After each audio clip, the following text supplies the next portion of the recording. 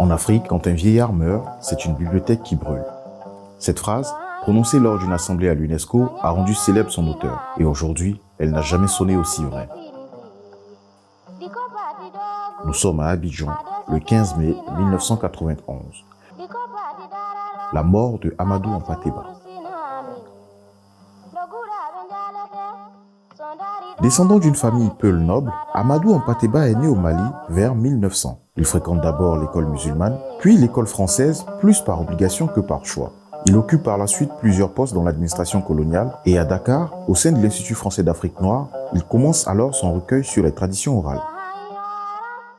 En 1951, il est à Paris grâce à une bourse de l'UNESCO.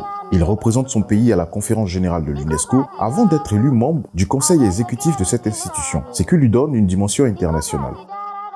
À l'indépendance du Mali en 1960, il fonde l'Institut des sciences humaines à Bamako et représente son pays en Côte d'Ivoire comme ambassadeur. Dès les années 1970, il se consacre entièrement à son travail de recherche et d'écriture et s'attache à recueillir, sauvegarder et transmettre les traditions orales de son pays.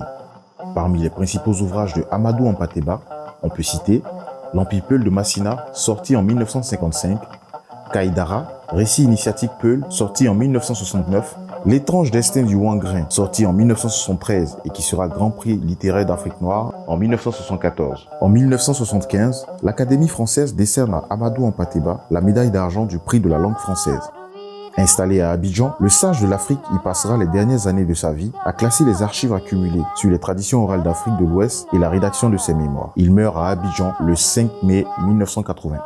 Il laisse à la postérité un héritage culturel inestimable.